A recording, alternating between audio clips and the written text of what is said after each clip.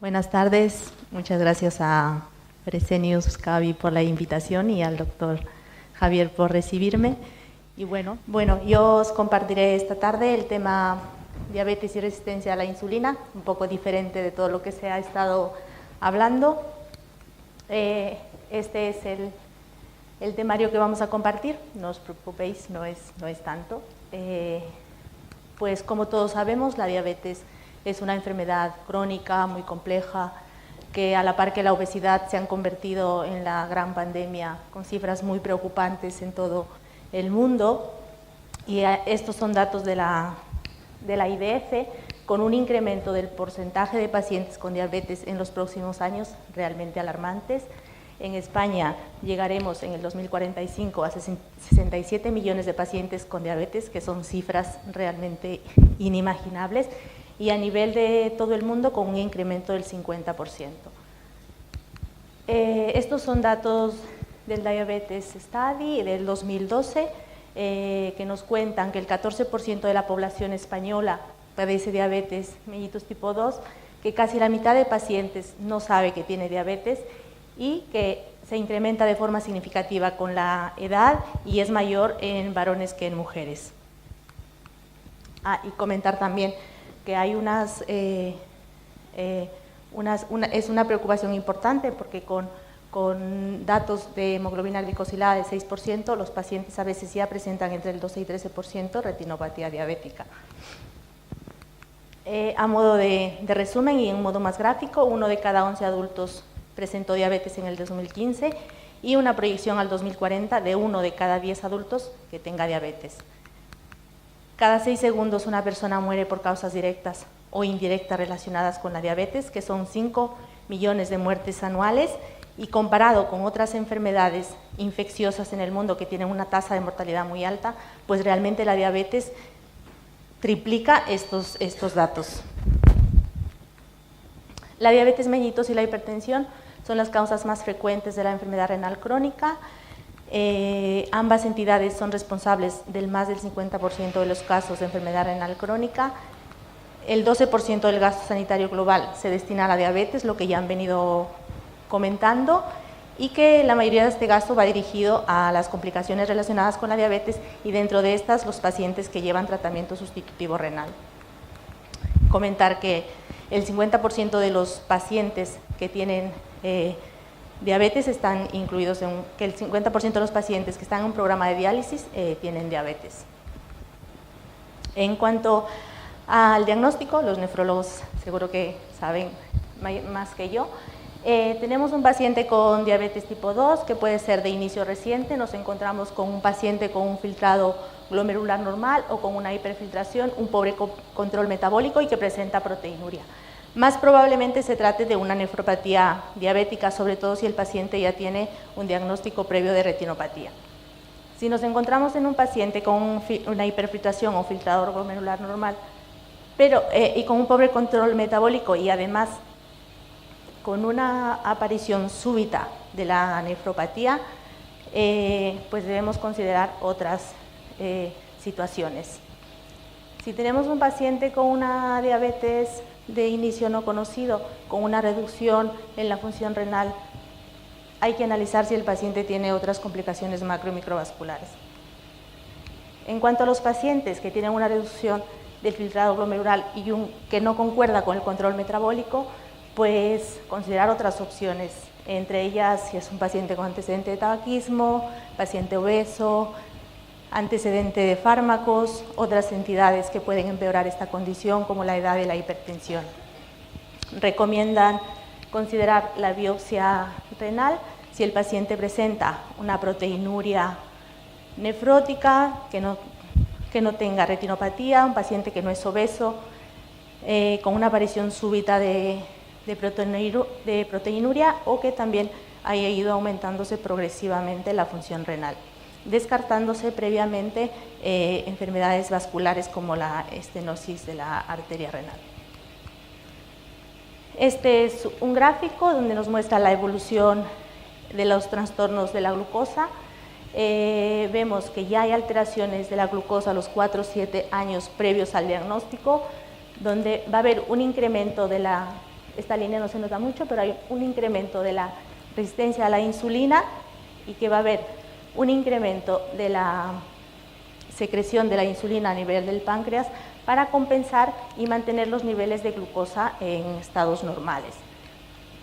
Cuando se ha producido más o menos un decremento entre el 70 y 80% de la célula beta es cuando el paciente ya presenta todas las alteraciones que nos cuentan cuando vienen a la consulta o cuando llegan a urgencias con el debut de la diabetes, poliuria, polidipsia, y que ya empieza a haber también alteraciones analíticas más llamativas. En este estado se puede tener glucemias basales alteradas o intolerancia a la glucosa. Inicialmente o anteriormente se creía que la resistencia a la insulina era como una base fisiopatológica de la diabetes, pero vemos que la resistencia a la insulina realmente se mantiene estable una vez que se ha realizado el diagnóstico. Sin embargo, la célula beta cada vez va más en decremento. ¿Qué es la insulinoresistencia? Se define como una sensibilidad disminuida a la acción de la insulina de los órganos diana. A modo compensatorio, las células beta pancreáticas aumentan la síntesis, aumentan la secreción de la insulina y consiguiendo un estado de hiperinsulinemia. Esta insulinoresistencia puede ser hepática o también periférica. Hepática porque hay una disminución de la gluconeogénesis hepática o cuando hay una disminución en la captación a nivel del músculo esquelético y en el tejido adiposo. La comunicación entre órganos diana en una situación de insulinoresistencia es bastante compleja. La insulina tiene efectos metabólicos clásicos en los órganos diana como hígado, músculo y tejido adiposo, pero otros efectos metabólicos no tan clásicos en otros órganos como el cerebro, el intestino y a nivel renal.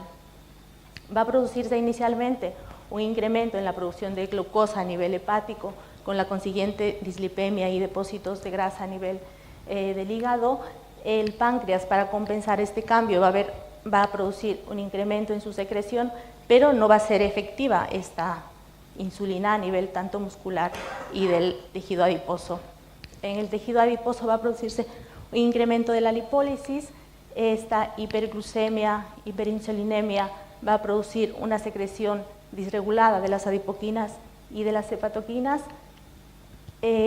condicionando una hiperinsulinemia permanente y un estado de inflamación subclínica. A nivel del cerebro se va a producir un incremento del apetito. Todos estos cambios comentados de hiperinsulinemia, hiperglucemia, hiperlipemia junto con la disbiosis intestinal va a producir efectos muy adversos a nivel vascular y nivel renal. ¿Cómo se mide la insulinoresistencia y cuál es su aplicabilidad en la enfermedad renal crónica? Pues se miden a través de test, hay test dinámicos y test estáticos.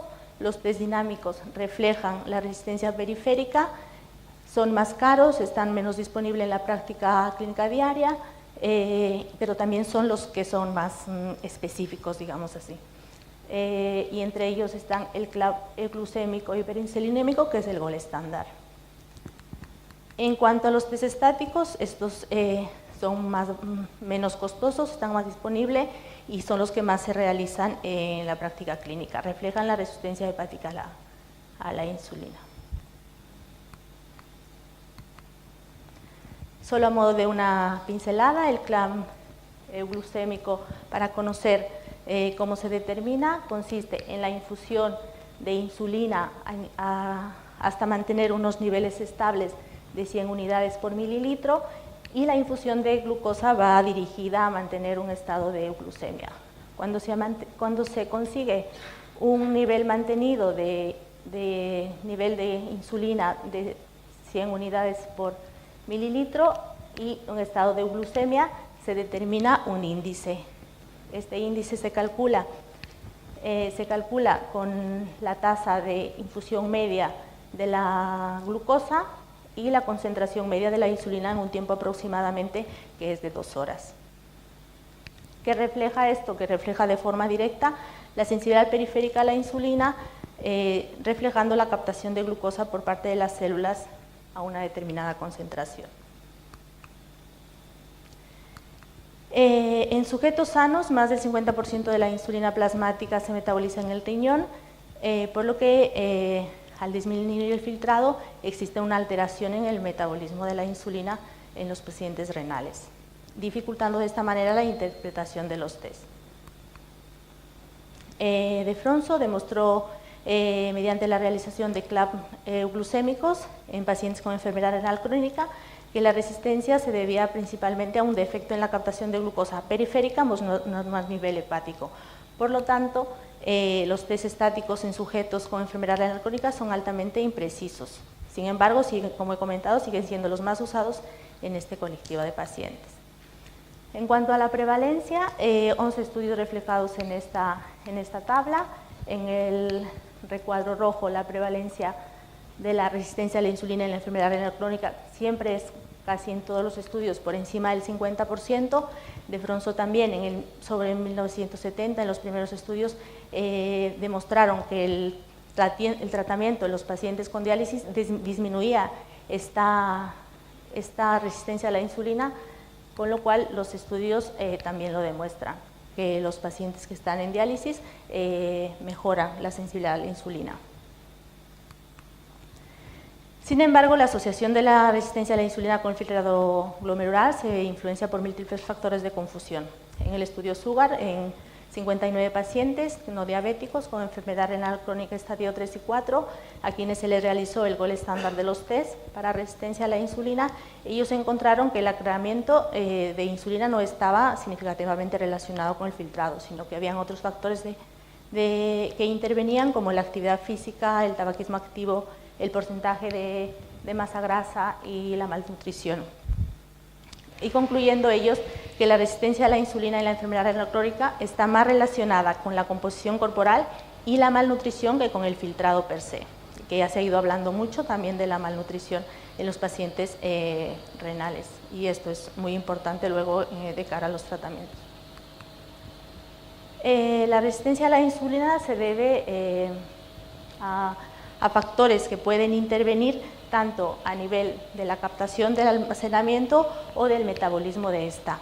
Solo a modo de una pincelada, esto es a nivel molecular. La insulina, una vez que se une a su receptor, activa una quinasa y desencadena una cascada de fosforilaciones que no está alterado en la función renal, sino más bien está alterado en los enfermos renales a nivel distal. La proteína quinasa beta, esta proteína lo que hace es fosforilar una enzima AS160 que estimula al GLUT, que es el transportador de glucosa más importante, para translocarse hacia la membrana celular y poder captar la glucosa. Entonces, esta alteración lo que permite pues, es que la glucosa no se pueda metabolizar. En cuanto a la etiología de la resistencia, es multifactorial. Como habíamos dicho, hay un incremento de la secreción de insulina con una disminución en la captación, sobre todo a nivel de músculo tejido adiposo y en menor proporción a nivel hepático. Iré comentando todos estos factores que intervienen en la etiología. Los pacientes con una enfermedad renal crónica son más sedentarios en comparación con sujetos sanos de su misma edad.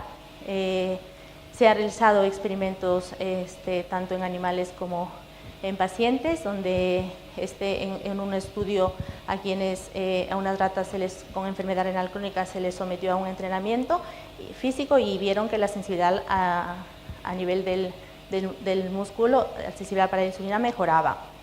Entonces, pues, al aumentar la captación de glucosa, favorece la utilización de la glucosa almacenada. Por ello, se cree que es un fenómeno reversible.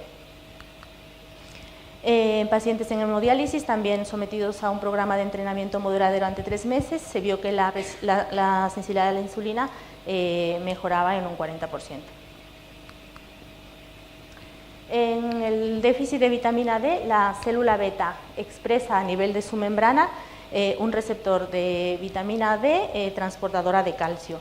Entonces, la vitamina D es muy importante en el proceso de de producción y de secreción de la insulina porque modula la concentración de calcio intracelular en la célula beta, incrementa la expresión del receptor de insulina y favorece el transporte de glucosa.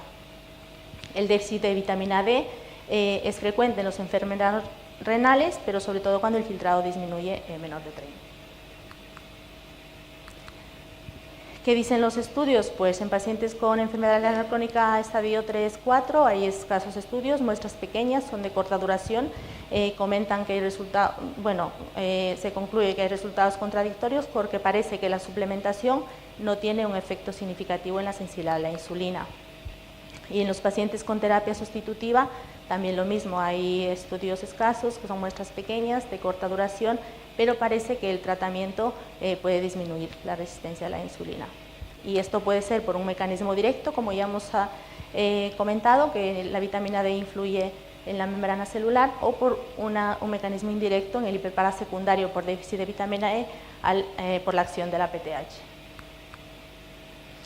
El mantenimiento de un equilibrio ácido-base es vital para las funciones celulares y pequeñas desviaciones pues, producen desnaturalizaciones en las proteínas.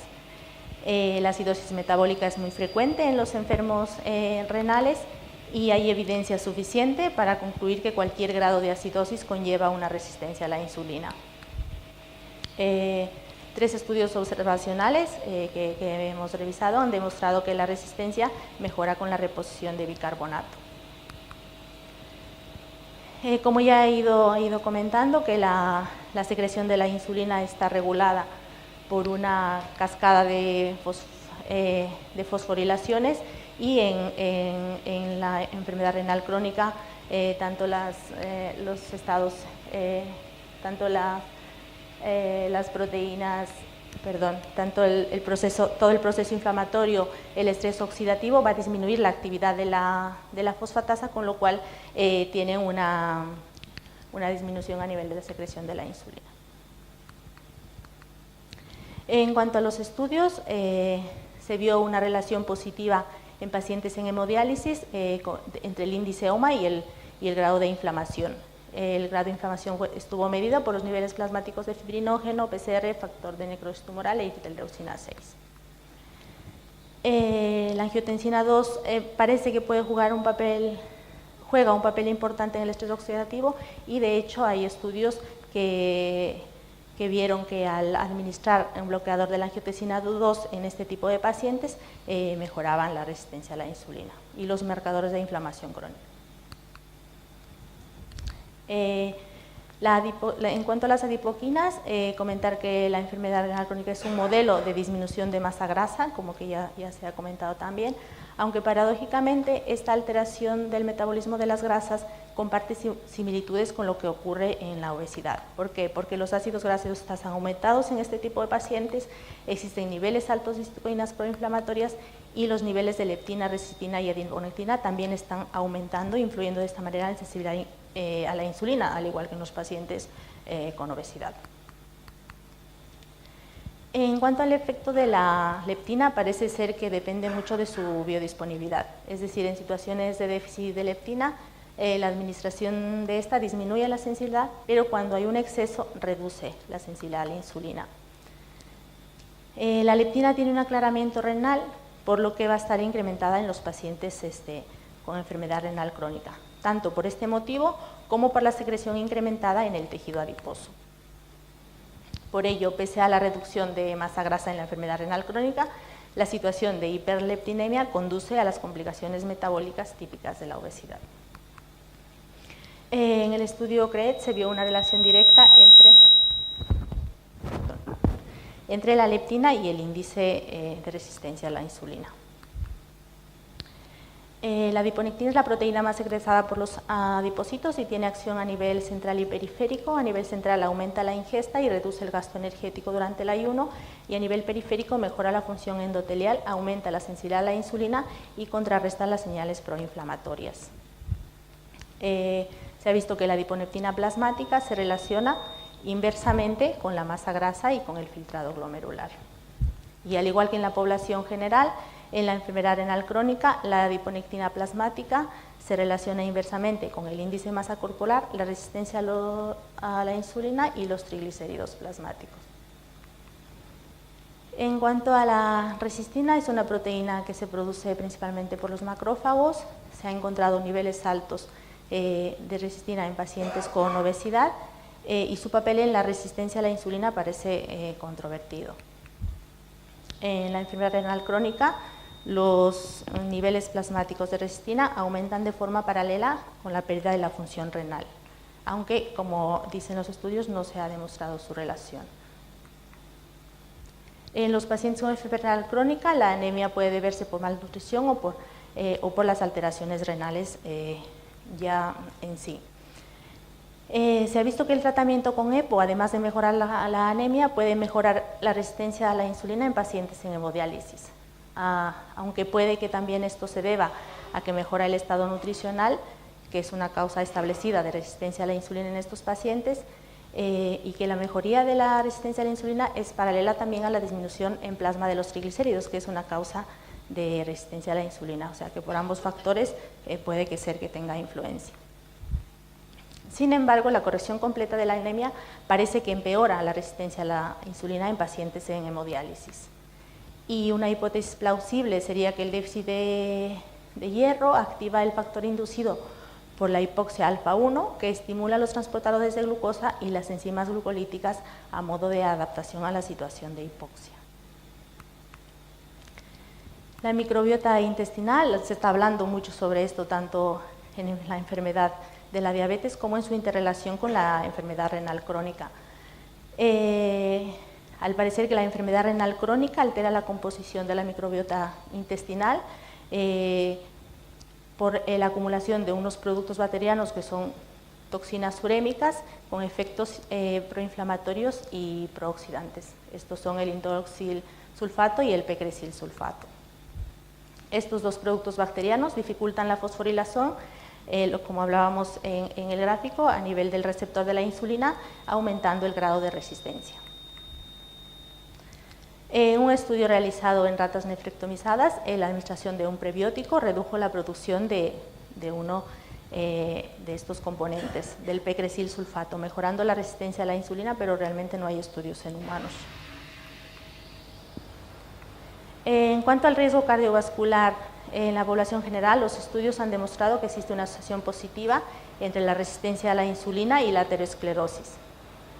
El hiperinsulinismo aumenta los niveles de ácidos grasos libres, incrementando la síntesis de triglicéridos y de colesterol VLDL, favoreciendo la formación de la placa aterosclerótica. Hay un efecto procoagulante en pacientes con enfermedad crónica y con resistencia a la insulina al inhibir la vía del inhibidor 1 del activador del plasminógeno, pero pese a ser una hipótesis biológicamente plausible, no existen estudios en pacientes con enfermedad crónica que demuestren que la resistencia a la insulina per se asocia a aterosclerosis.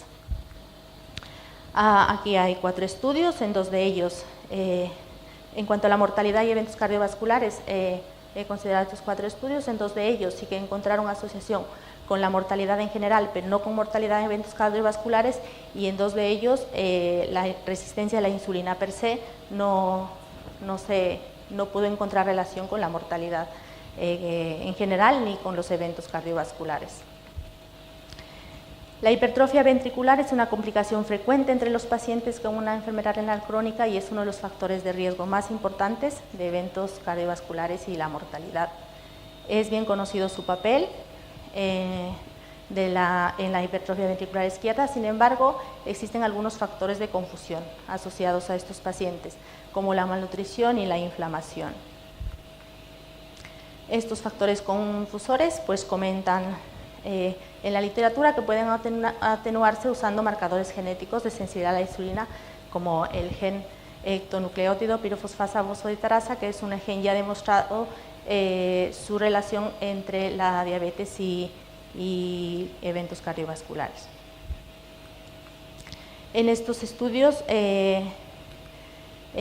demostraron que la resistencia a la insulina parece estar relacionada no solo con la patogénesis de la hipertrofia ventricular izquierda, sino también con la fibrosis miocárdica, una alteración que condiciona de forma importante la elevada mortalidad en estos pacientes. La disfunción endotelial y la rigidez arterial son muy frecuentes en la enfermedad renal crónica y son los predictores más potentes de eventos cardiovasculares y mortalidad. Se encontró una asociación negativa entre índice OMA y vasodilatación endotelio dependiente en pacientes con enfermedad renal crónica.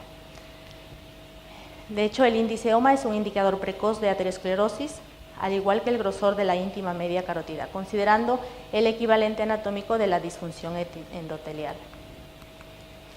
Estos estudios documentaron la asociación positiva entre entre índice OMA y rigidez arterial, y parece que es un vínculo sólido la asociación entre disfunción endotelial, rigidez arterial y insulinoresistencia. La hiperinsulinemia puede favorecer el daño renal mediante un aumento de la excreción urinaria de albúmina, estimula la proliferación de las células del músculo liso vascular de forma dosis dependiente y hace que la insulina se una al receptor de IGF-1, favoreciendo la proliferación de células mesangiales e inhibiendo su apoptosis, conllevando una fibrosis renal. En estos estudios todos llegaron a la conclusión que a más índice OMA, más progresión de enfermedad renal, y lo mismo en cuanto a la función, tanto en el filtrado como en la función. ¿Cuál es el potencial tratamiento? Realmente no hay mucho sobre esto. Hay un artículo que publicaron el mes pasado en el Diabetes Report y lo relacionan básicamente con modificaciones en el estilo de vida, la metformina, que ya es conocida su efecto en la sensibilidad a la insulina hepática, pero no periférica.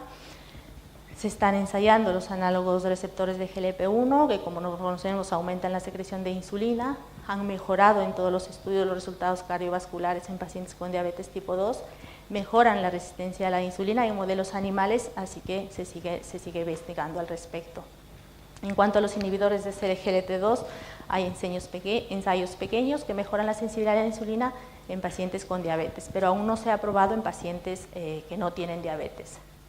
Las tiazolidinionas aumentan la sensibilidad a la insulina. En un estudio en pacientes con resistencia a la insulina, el tratamiento con pioxetina redujo los eventos cardiovasculares y el síndrome coronario agudo, pero realmente no hay nada recomendado. Supongo que más adelante tendremos algunas novedades.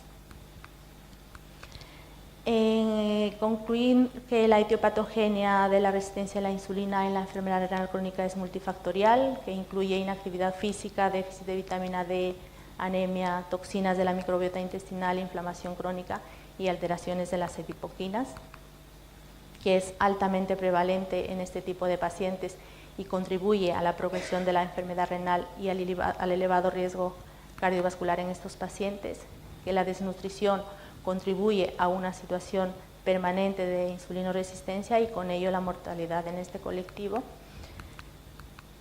y que dado que parece que es un factor de riesgo modificable y su reducción en los pacientes con enfermedad renal crónica podría conllevar a una disminución de la morbimortalidad cardiovascular, pues queda en buscar dianas terapéuticas que actuarán directamente sobre estos mecanismos etiopatogénicos.